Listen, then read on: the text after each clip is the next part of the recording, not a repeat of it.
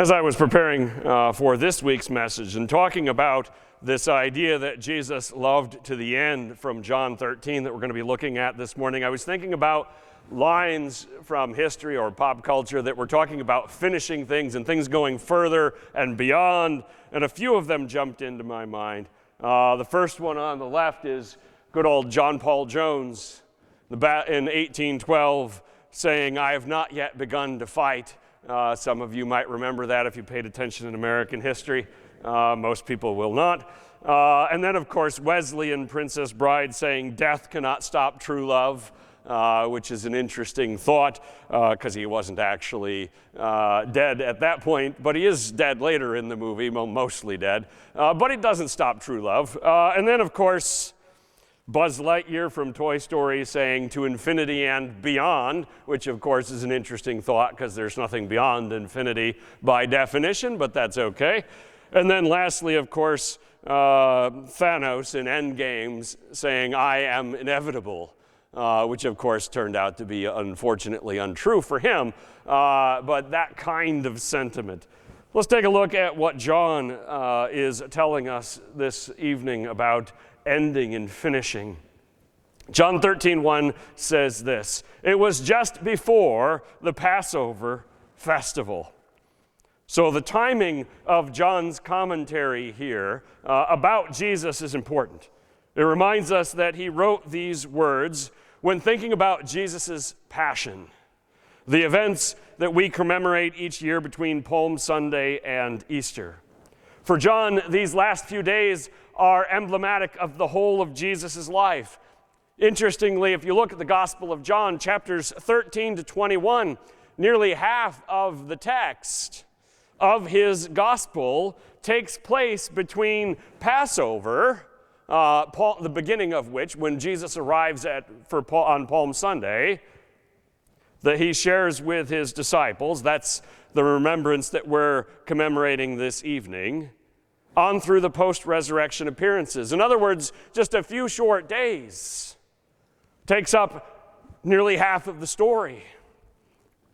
As much as we appreciate and learn from Jesus' other interactions and his teachings, we too are drawn as a church to the Passion narrative through our ongoing celebration of communion. Some Christians celebrate that daily. Some do so weekly, like us. Others do it monthly.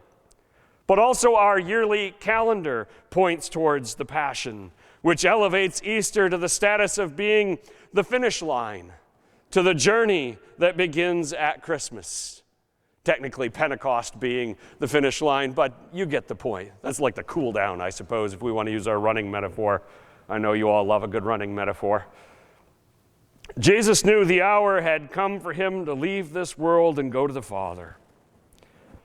As familiar as we are with this story, with its outline, with its details, we will always lack a full insight into what it felt like for Jesus to walk to Jerusalem, knowing that he would endure there humiliation, brutal suffering, and a gruesome death, as well, of course, as the triumph and victory unlike any other in history.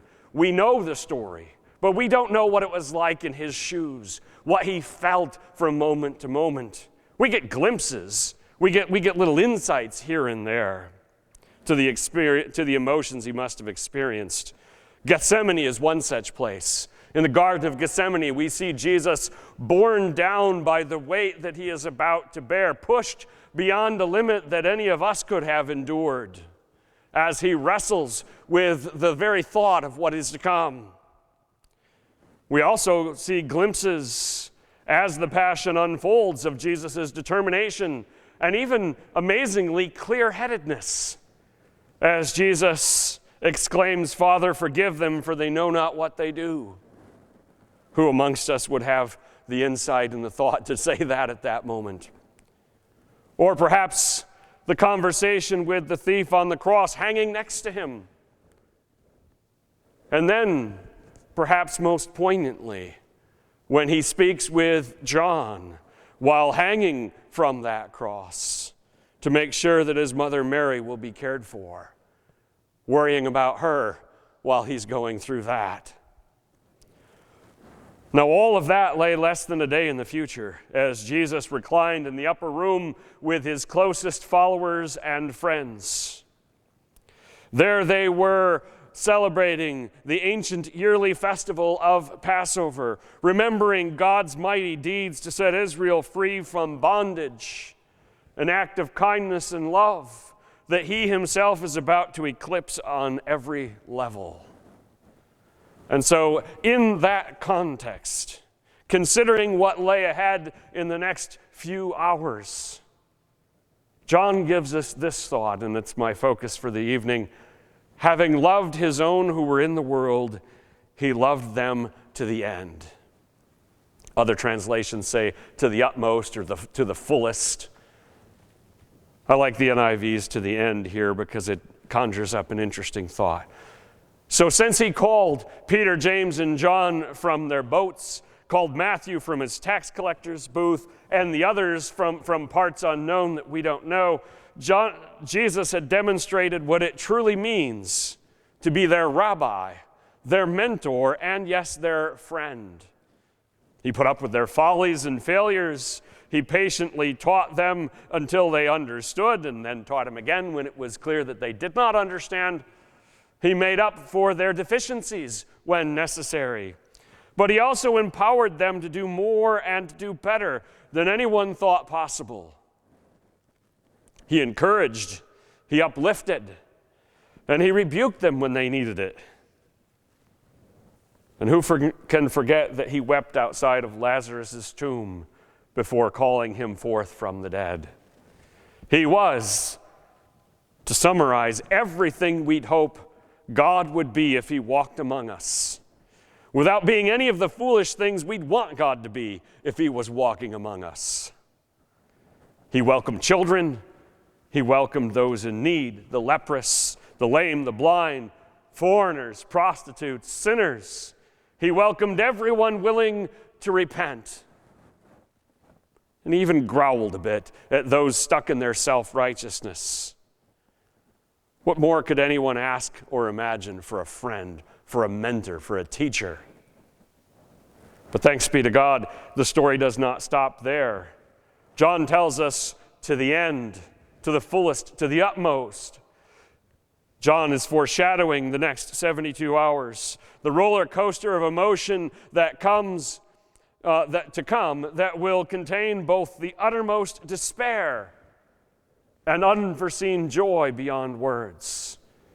To the end will go until Jesus says, "It is finished." That moment has cosmic implications for all of humanity and all of time. But here John frames it in this thought: the men and women that Jesus knew and loved. He has us thinking about the passion of Jesus, his mission, his time on the cross, the empty tomb. He has us thinking about all of that simply in terms of the people that Jesus loved. His mother, his siblings, his disciples, Mary, Martha, Mary Magdalene, the others whose names we don't even know, but Jesus knew quite well. Jesus knew them. Some were family, a few of them by blood, the rest of them by a bond of love. As much as Jesus knew that you and I would be impacted, would be redeemed by his suffering, it was his friends that gathered around him that night to break bread, and who would gather around the cross to be near him, who would come to his tomb Easter morning to honor him. The Gospel of John contains some of the Bible's most philosophical and high-minded language. Wonderful concepts for us to ponder. But here at the start of the final sprint to the finish line, John chooses something profoundly down to earth to express. As Jesus stood alone in the garden watching the troops led by Judas, as he stood before the Sanhedrin and then Herod and Pilate, as they beat him, mocked him, and hung him from the cross, Jesus was thinking about the people he knew and how much he loved them. He loved them to the end.